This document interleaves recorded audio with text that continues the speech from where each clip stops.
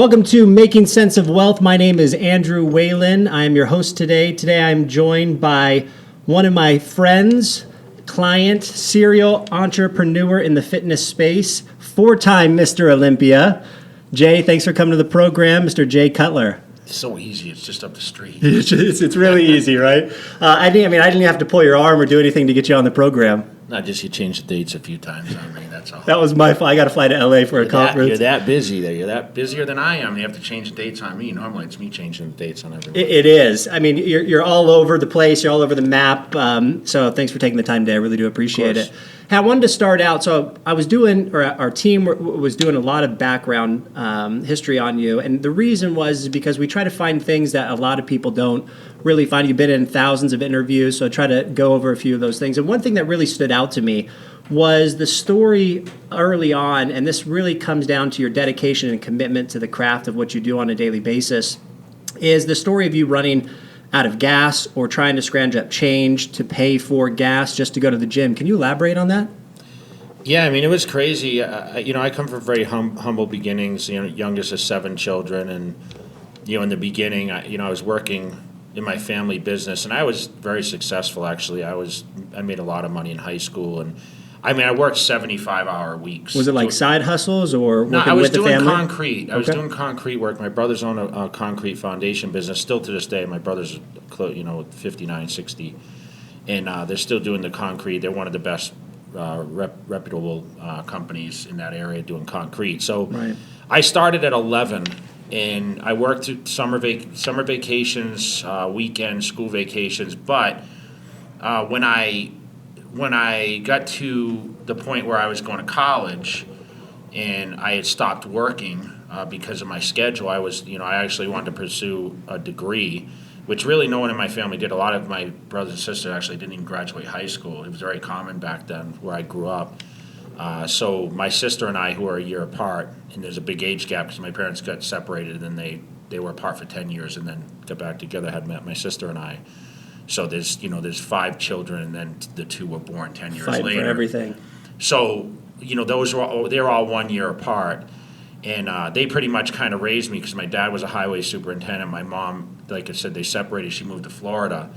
So I found myself, chasing a career in criminal justice, and I was working, part-time jobs, but I stopped making all that money. So I had put a lot of money away. I had saved money, but at the same time, I kind of lived on a budget, right? So right. I was just a college kid just trying to make ends meet. And, of course, once I got into bodybuilding, I was spending money on food, and my gym membership was $300 at the Gold's Gym. And back then, that was a lot of money. When was this? That was 19. I joined the gym and graduated high school in 91, so I joined in August of 91 the gym. Wow. So this was like 1992. And gas was 99 cents a gallon. Sure. So I had a vehicle that, was handed down to me, my sister and I shared.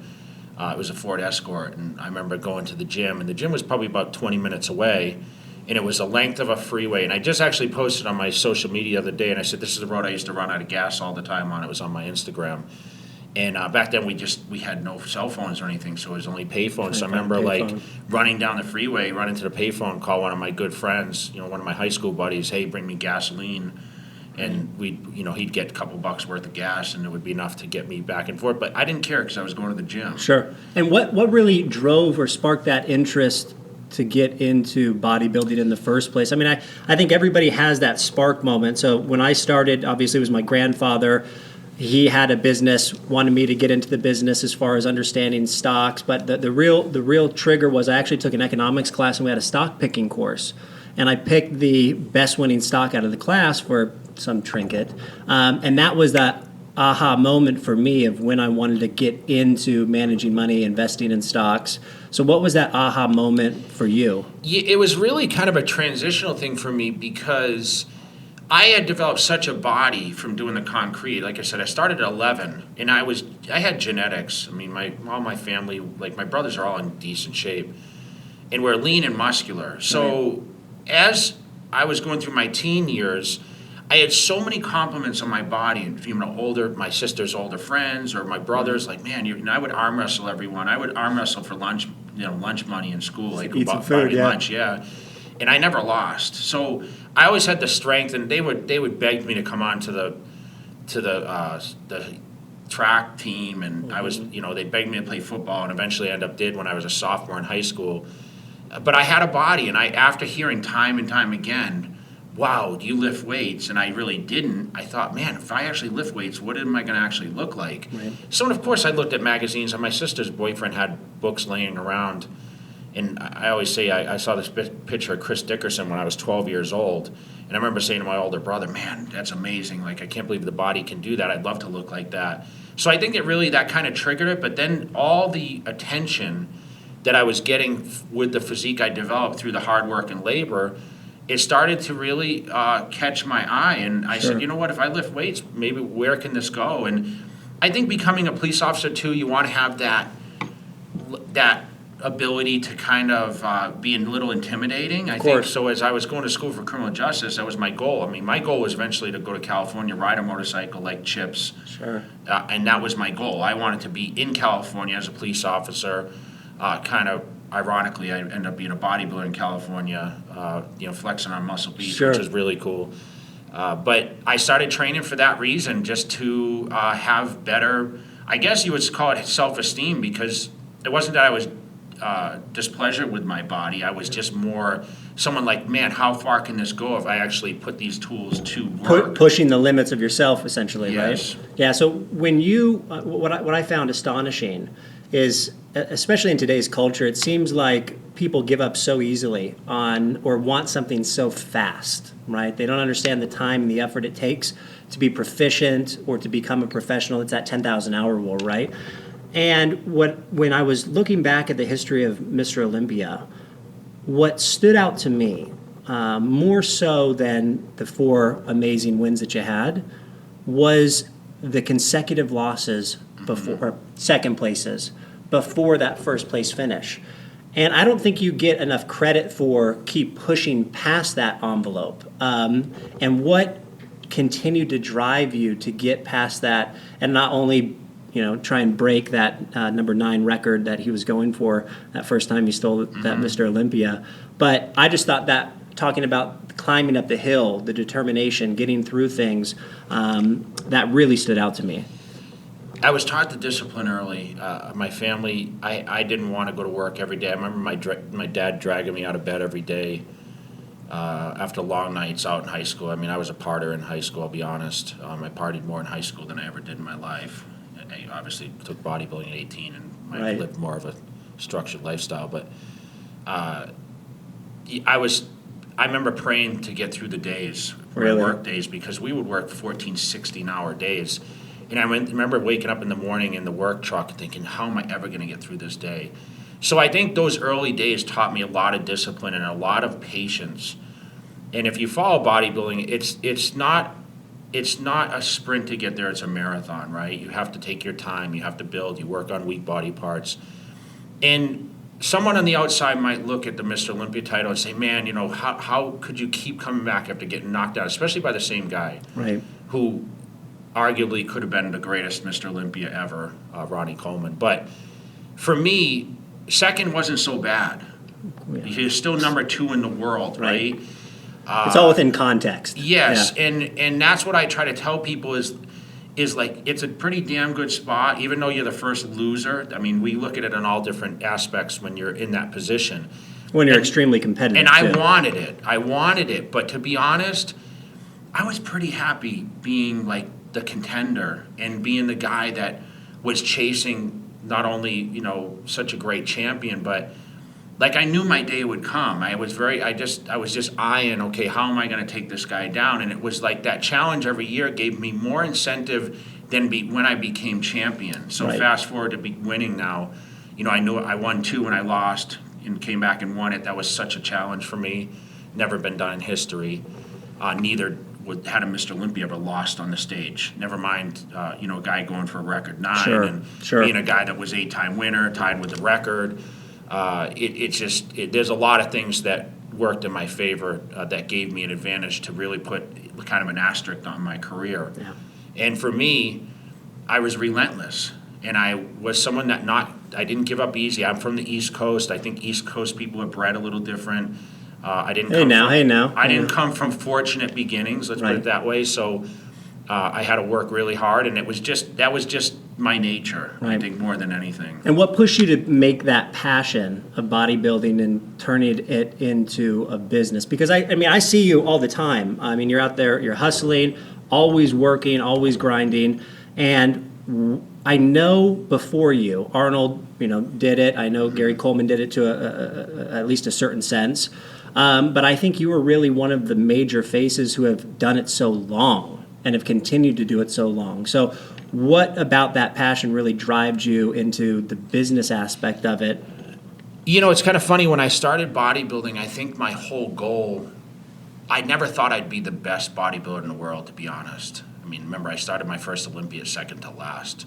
So, and I did have high expectations, but starting from that point, you have to take a step back and say, oh, maybe I'm not as good as I thought, right? Right. So for me, I said, okay, there's got to be an opportunity here where, okay, how can I separate myself, right? How can I make myself stand out a little more? If I'm not winning every show, I need to do something different. So I worked on marketing myself, and I worked on going against the grain of what people told me you can't make money as a professional bodybuilder. They always said to me, well, it was taboo then, right? Yeah, but you know what? For a kid that grown up in Massachusetts, reading bodybuilding books such as Flex and Muscle and Fitness, you see guys pictured with Ferraris and in front of big homes, and as a kid, you think, okay, that's what it's all about. But little do you realize those are just kind of set up photo shoots, right? Sure. When you learn later on. They're probably even more prevalent nowadays. Yeah, and I mean, and through social media, everything's kind of, it's influenced in the wrong direction. So specific lens. So for me, I was like, you know what? I want to do something that no one's ever done, and I want to break that trend too. So not only did I chase being a great bodybuilder, I was chasing, okay, how can I make money and be like different? Yeah. And I set myself out and started putting out merchandising, and I started to say, okay, how can I finance and pay for the chicken breasts and the gas and the apartments and all? Because that was a big transition. I mean, I don't know what you make for the shows, other than sponsorship deals. I would assume come with that, but not a retirement income. Not something that you can fall back on, rest your head at night, and say, hey, we're taken care of. It's kind of funny, Andrew, because you look back, and I mean, when I was coming up, Mr. Olympia won $100,000. Yeah. Okay. And I thought that was a lot of money. And it was, but now it's $400,000. Okay. So it's gone up $300,000. When I won the most ever at the Mr. Olympia, I was $200,000. So it's double what I ever won. And that's 10 years. Sure. So it's gone up quite a bit, and it was at 100 for a long time. Yeah. So we've seen it rise quite a bit. Now it's kind of stuck at 400. But I thought those guys are rich. Yeah. If they're winning $100K, what I didn't realize is you're spending $100 to get ready for the show, right? Sure. It's a lot more eating and a lot more everything when you're at that level. So it came with the endorsements, and it came with the guest appearances, it came with the merchandising, and it came with, the endorsements were the key. And that's, at my highest point, I had 14 paid endorsement deals. And transition now, I own everything. So for me... Yeah, and I'm going to get into that. But if you look back, and I know you're still very young in the retrospect of life. While looking back at what you've done over the last... honestly, it's only been 13 years maybe, right? Since you really transitioned out of the sport of bodybuilding into building into your brand. What would you have told yourself then that you know now about getting into the business of your brand? I always tell myself patience, because I've always had expectations, and I always under promise, underthink things. So I never think, man, I'm going to hit the big time with this. I always think, okay, what's the worst case scenario? I'm not one of the people that thinks best case. So if I come to you and I have an idea, I'm going to lay it out like, hey, this is a gamble, and this is the worst case scenario. This is, we break even or we lose, whatever it is. And listen, bodybuilding is a gamble. Either you start training and you start chasing the stages, you're either going to win or you're going to lose. Sure. So you're going to be a great bodybuilder, or you're not going to be. So it's 50-50, right? So for me, I think, when I started, I never started transitioning, to be honest. I started from day one with the market. I was Thinking that even way. before I was a professional, before I was chasing the national level as an amateur, I was already doing everything I could. I competed in California at my first men's open show just to get the publicity from the magazines because I knew that would drive revenue, right? So I flew to California. I sacrificed paying the plane tickets, the airfare, and I got to stand face to face with Joe Weider. He offered me a contract. I was 21 years old. He brought me to California like Schwarzenegger. Just, you know, people don't know that story a lot. I mean, he moved me to California to be closer to Muscle and Fitness and Flex magazines. And the reason that happened is because I stepped out of my comfort zone.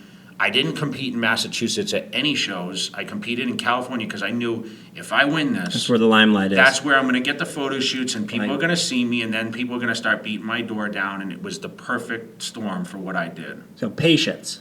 Patience, yeah, and people always told me I should have competed earlier. Oh, you can win this.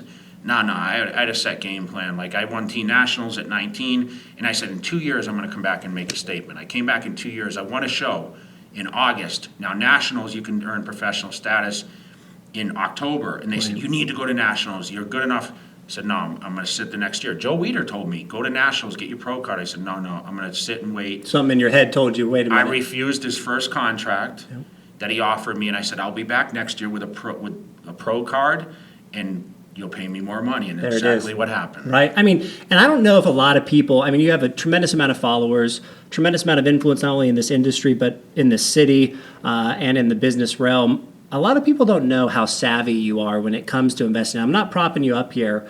I remember the first time we met, you checked me on what I was talking about, how we were talking about the markets. And I don't know if a lot of people really understand how savvy you are when it comes to what you do with your own money. And, you know, we talked throughout the year, and I mean, if I had to guess, I would say you probably have 15, 20 different deals that circulate across your desk on an annual basis at least. I mean, we were just talking about the fitness club last time I talked to you, how that came up on your docket.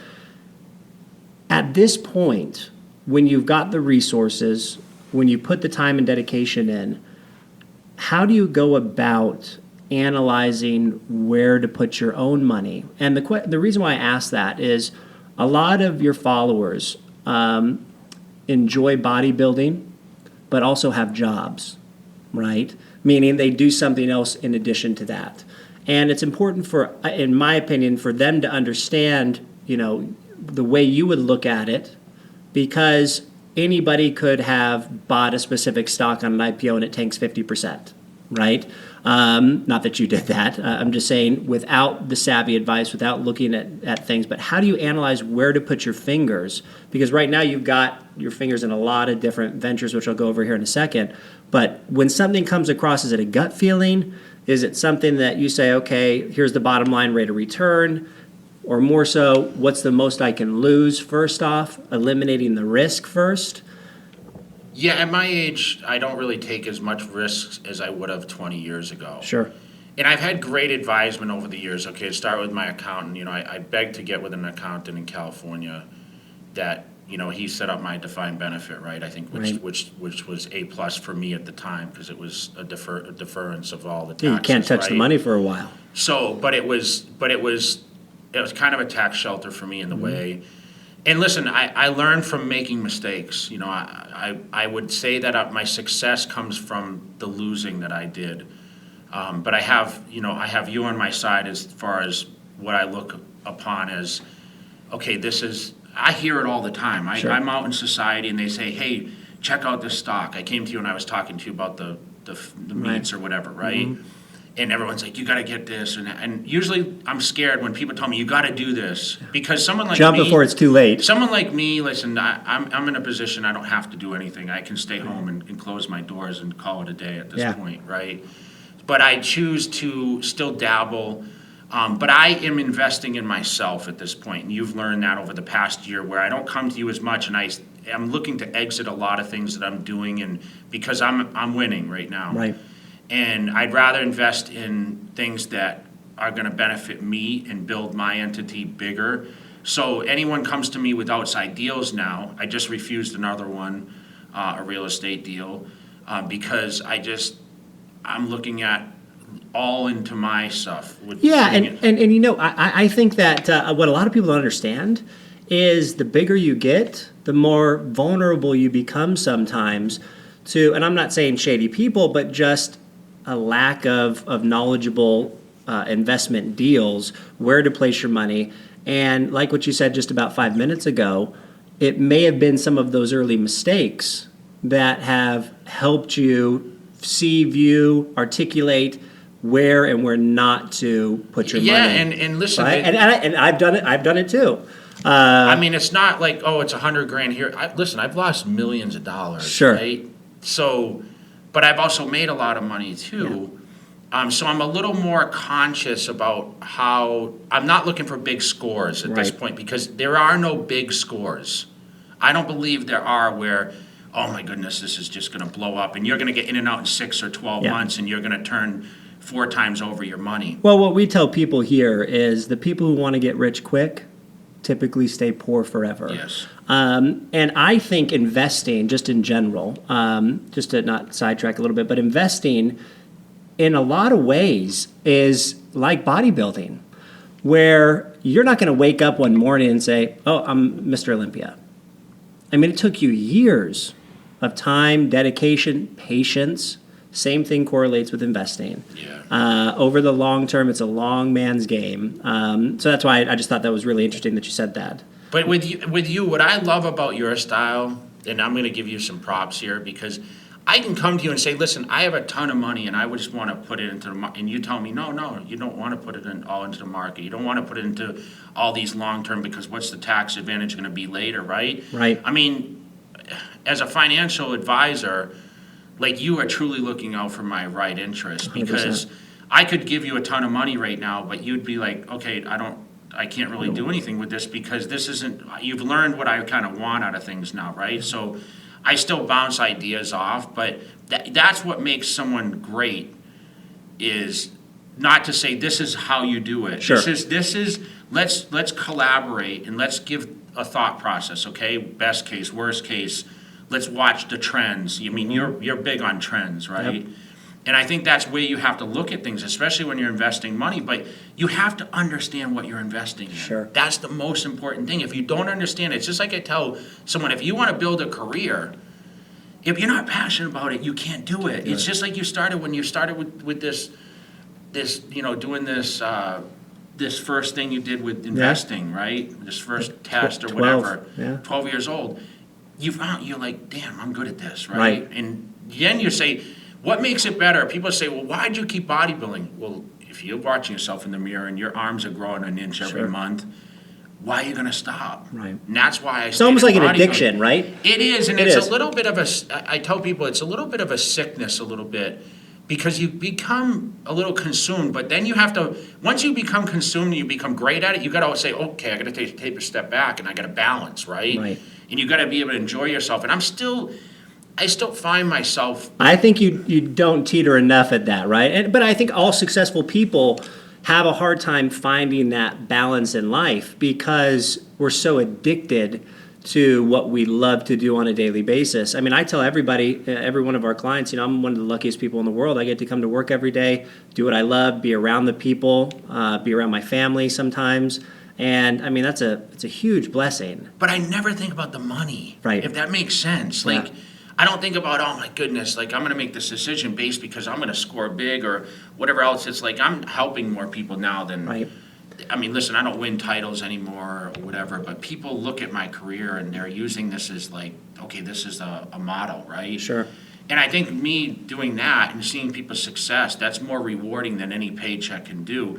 Because I'm good, right? I'm not really like, as long as you have a good product, you don't have to worry about the money. You don't have to worry about how it's going to continue to grow. It's just, and that's a perfect segue. And the reason I say that is because we met about a year ago, and I don't want to get too personal, but you inevitably made a decision to take control of your brand. And literally, it was not more than a year ago. Where you were dealing with your brand through maybe, like I said, I don't want to get too detailed, but a third-party intermediary. And what you ended up doing was taking that back tell me about that as much as you can, and tell me why that control that you got from it allowed you to help the end consumer, give the end consumer what they're looking to have, because I think that's a huge shift in the next decade of your life, was taking the Cutler brand back. Well, the most important thing was it was my name, okay, and it was linked to another entity, and I think, we had different directions that I think it wanted to go, and I had a different vision, and, most companies build an equity brand and they sell off eventually, and then they become no longer part of that. Sure. For me, it carries my name, right, Cutler Nutrition. I started it back in 2013 with a partner, and it was under a bigger entity, and unfortunately, I felt like, that model that it was set under just wasn't as successful, especially for someone like me, who is huge on social media, was a figurehead. Yeah, and what I distinctively remember you saying, nobody cares as much as I do. Yeah. Period. And the formulas have changed. People have become more conscious of what's in the products. And I think branding has changed also. I mean, you see a lot of products in the shelves, and everyone's going like these dark colors. And, I wanted to do something online that looked a little more clinical. And I never thought of that. And I thought, okay, when you go in a store, say you go to Vitamin Shop or GNC or one of these nutrition stores, and you look on the shelves, right? Black and gold. A lot of dark labels. And listen, that's trendy, right? Sure. Things are going a different direction now, and my model is not to sell in your GNC or Vitamin Shop, or not to say it never will, but I'm an online brand. So I sell direct to consumer. I have an Amazon shop. I don't allow anyone that buys my products wholesale to sell on any of those outlets. So no online to profit sales, from no you. Amazon. So I can protect the pricing. Sure. And that's the main thing when you get into supplements, is you got to have the right taste and you got the right pricing. If you didn't know, I'll give you a fun fact. Supplements, that industry, Billions. 122 billion as of 16. And as a culture and society, we are only becoming more and more in tune with what we want to put inside of our bodies. So when you decided to take that brand back, redistribute, reformulate everything, Yes. what decision did you make to make this different? Now, you're talking to a guy who I have a trainer. I'll use that as a loose word. I take protein shake at least once a day, 2 scoops. That's as much as I know. But I don't know what's in it. I don't know. Yeah, there's certain products that just have better quality, right? So the products I actually have sitting in front of us, we have an isolate protein, which is the best quality of protein, this jug of protein here. Okay, it's 24 grams of protein. There's very little. There's 2 grams of sugar, 1 gram of sugar, 2 grams of carbohydrates in there. That's the best quality, and I'm focusing on what society sees, especially online, with the cereal flavors. So you see that cinnamon cereal on there. That's a jam, though. It tastes like Cinnamon Toast Crunch, pretty much. And then I work with, you see Cognition there, which is a smart pill. Okay, that's pretty simple terms. It works with your neurotransmitters. People drink coffee in the morning to light themselves up. Well, this product actually works with your neurotransmitters. It's called a smart pill. You can take that instead of coffee. I would take it in the morning, or you can take it pre-workout. And this pre-workout has what they call neurofactor in it. So this has actually the same kind of thing. So it gives you more of a tunnel focus instead of a jacked up caffeine-filled feeling. And it also has citrulline in there, which works for the pump. So it gives you not only the focus and it does have a little caffeine in there, so it gives you that alertness. Right. But it gives you a different it's a kind of a euphoria feel. So you feel like, I feel in a good mood. And that's what this Cognition, that's the newest trend now with the pill version. So everything's online. Everything's online, but this is like for the girl working your front desk. She wakes up in the morning. She's not into training as much. She can, but this is someone that the general person can use, and it's a pill form instead of mixing a powder like you're used to making for pre-workout. Right. And these kind of products, this is what society now is looking at. They look at ingredients. They want clean ingredients. More so than ever. There's no artificial colors in there, so when you mix it, it's clear. There's a lot of things that people look at now in their products that they want. So this is like the new age 2019 product range. And do you think you would have had this much control if you wouldn't have taken I think I could have, but the problem is the company was based in Florida, so I brought it to Las Vegas. I taste test everything myself. Okay, I have 4 containers that showed up this morning on the newest pre-workout that I'm going to launch. I'm actually launching a limited for Black Friday. So I'm going to have a limited product range for that, like a pre-workout, and just say, okay, this is a one-off. I'm going to make 5,000 units, and once they're sold out, they're sold out. So I'm kind of doing limited launches. I'm working on I have 2 different flavors of protein now. I'm going to launch the next is like a Cocoa Puffs, like a chocolate, but it's still going to be based on the cereal type marketing strategy. And my ads are just great with that. And I'm doing a ton of digital ads on Facebook and that's primarily content. Everything's content. So. Yeah, I see them all the time. Honestly, I see them on Instagram, Facebook. Yes. So whatever you're doing is working. Well, I target you. I got you now. Yeah, you got me now. Yeah, I clicked on one too many links, right?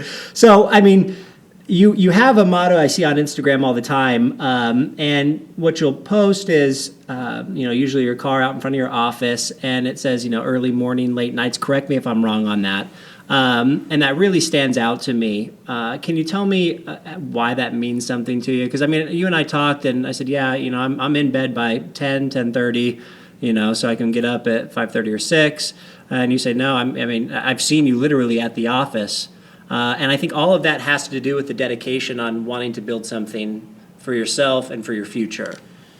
Yeah, that is to tell my viewers, like, listen, it doesn't come without hard work, right? Yeah, just because you made it doesn't mean that you're going to stop now, sip a margarita, and just enjoy. Well, a lot of people ask me, especially when I actually got back into the supplement game and I kind of took this thing over, they're like, why? Why do you want to do this? Because they know it's a lot of work. It's a lot of stress. And I love to do what I do, and I love the product. I love to create the empire and the opportunity, and I realize how much now, me posting, you don't understand how many comments I get every day when I post. Now, do you read them?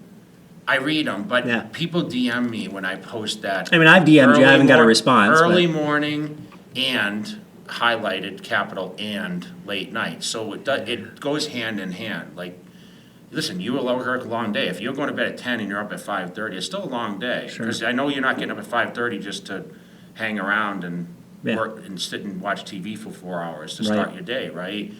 You have a schedule, and that schedule gets sometimes deviated, right? And I travel extensively still a lot. Do I need to? No. But I love it. I love what I do, and I won't stop. It doesn't matter how successful I ever am. It's inside of you. You're either going to be a hard worker or you're not. And what a lot of people probably don't know about you is you have a very small circle. Mm-hmm. Professionals who have made it to your level, successful business entrepreneurs that have made it to your level, continue to compound the amount of people that surround themselves. And you've really kept that really tight. So I just want to ask you, because you have so many people that look up to you, not only in the industry, but also as an entrepreneur, what's one piece of advice that you would give somebody that is trying to either break into the space or somebody that maybe just is one step away from achieving? I just had a friend, she competed in a local show here, took 5th place, it was her first show, she's super excited. I can see the how it's changed her as an individual, but what's the biggest piece of advice that you would give somebody that wants to kind of break out? They have to have a story. They have to tell their story. And now, I mean, social media is so easy now. Before, we had to get features in magazines. You had to be really good in order to be seen. And that's how I kind of started. I was just great at what I did. But for someone that's really just trying to start out, I mean, everyone adapts to someone that they can relate to. Right. And we all have a story no matter what it is. Okay, we decided to do this for what reason? If you kind of write your bullet points of like why I started, how I started, the transitional time to get there, the high points, the low points, because we all have them. Sure. I mean, I sat and debated whether I was going to keep going after placing second to last on my first Olympia, and I was very successful until that point. And I was making a hell of a lot of money as a guy in that position. And I still was thinking, man, maybe I need to do something else. WWE approached me in '98 and said, hey, you want to make a decision to come here? Or, I watched John Cena, who was working the front desk at Gold's Gym, transpire into, and coming from Massachusetts, turning into John Cena, who he became. So, like, I never imagined it back then. I met Cena, like, back, in the late 90s, and he was working Gold's Gym Venice desk, and sooner or later, the guy's now, he's a huge superstar. He's doing movies now, and, but he was always John. Like, he was always the way he was, and I actually got to see him. I went and had drank a beer with him on his bus when he came and wrestled a couple of years ago here. Oh, you drank a beer? Yeah. We're going to have to edit that out here in a second. Yeah. But no, hey, it's interesting that you said that. I can't let you leave. I want to thank you for the time. I know you probably got to go back to the office as soon as you're done here. But there was a rumor that I read online, and I just want you to elaborate this with me, that you almost played Hercules. Mm-hmm. Tell me how that came about. Tell me, we talked just slightly, when you came in here, but tell the viewers about that. That's after Mr. Olympia. Yeah, listen, I came back in 2009, and I won the Mr. Olympia title back, and at that time it was just, we were just talking about this the other day, and how that was really kind of a high point. I was good friends with Christian Audigier at the time, who actually had the Ed Hardy brand, a clothing brand. So I was actually kind of in collaborations with them. And I had a producer that came forward to me that had a lot of connections in Hollywood. And he had seen me competing, and he was kind of a fan of bodybuilding. And he said, man, you really could be a good action hero, and, you'd be someone that could play this part. And, and then kind of rumblings, I said, yeah, I'd be kind of interested in this and that. And I was back and forth to California. I was living there at the time, actually. I had a condo. I was going back and forth. And we kind of came up with this whole thing. And he said, listen, I got this script. I probably still have the script at my house, to be honest. It's... Sure. And it was the Hercules role. Yeah. And fast forward, Rock did the movie later. And at the time... We went through Hollywood. We met with a bunch of agents, and we went to Paramount, and I got to actually face-to-face meeting with Stan Lee, who was very interesting in meeting me. And I went to his office, and he kind of told me the history of the Hulk, and all this, the Batman thing and everything. And it was crazy, because I'll be honest, Andrew, I didn't realize who Stan Lee was to that deep, because I wasn't a huge comic guy. But he's like, man, we could really create a character. Because at the time I had this bleach blonde spiked hair, and I had very kind eccentric. Of this persona kind of in bodybuilding. So, and that was the year I came back. I looked the best I ever looked in my career. And I was like at a crossroad of like, okay, do I want to try to break into film and be an actor trying to be somebody, or... Now my whole career is just on fire in bodybuilding, and I was making a lot. I was making seven figures at that point. So I was like, I got to stay where the opportunity is with bodybuilding, but if this thing works out. And then it seems like, it started with a budget of like 24 million, then it got knocked down to like 18, and then they had funding issues, and it just really didn't transpire anywhere, because, we talked to, like, Lionsgate was going to, be like the whatever, producing, the studios that were going to handle it and whatever else, and it never transpired. They ended up shooting the movie in Hungary, which they shot a lot of. They just shot Terminator there, the newest one that just came out. Arnold's still going at it. And they've done a lot. And The Rock, he spent a lot of time there. He trained at my friend's gym, and it just didn't transpire to that. Sure. But it was a pretty cool, exciting time for me. And you got to experience it.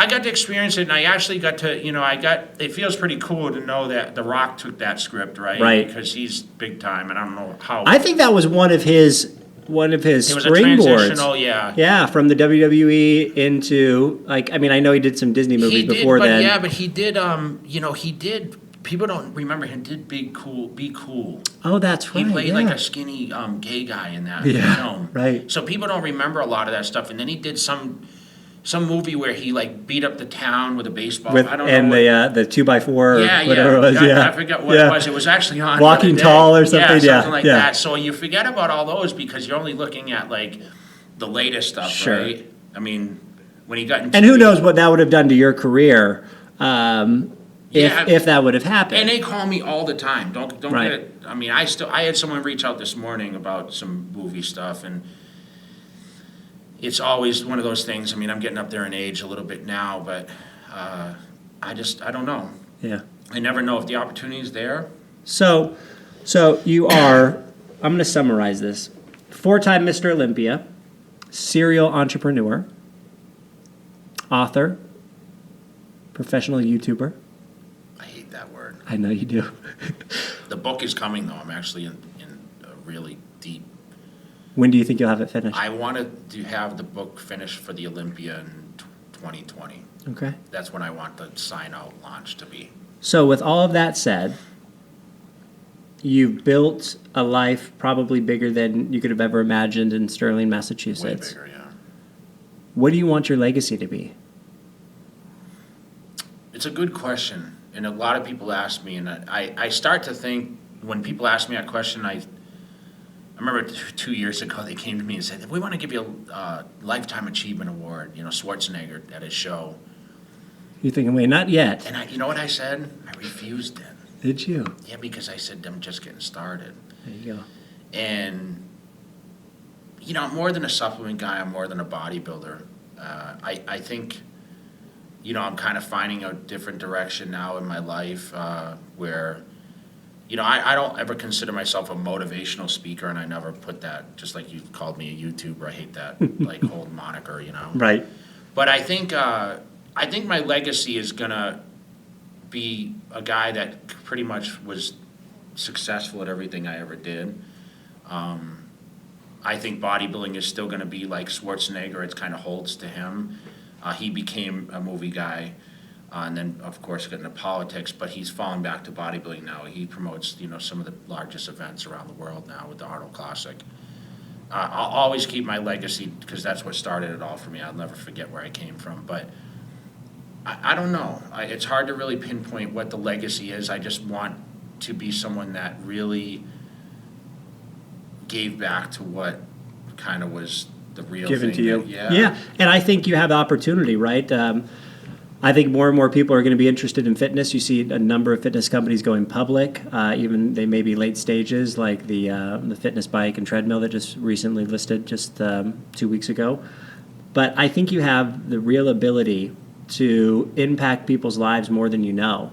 I don't think you can quantify how happy someone can get looking in the mirror, seeing the results based off of the advice they're taking from you or the supplements they may be taking. And I think that's just really interesting. So, I've taken up way too much of your time. I know you got a lot of stuff to do. But I wanted to thank you for coming out and being on the podcast of Making Sense of Wealth. Again, this is Jay Cutler here, and I am Andrew Whalen. Episode 3 of Making Sense of Wealth. And remember, if it don't make dollars, it don't make sense. Thanks, Jay. If it don't make dollars, it don't make sense. I love that.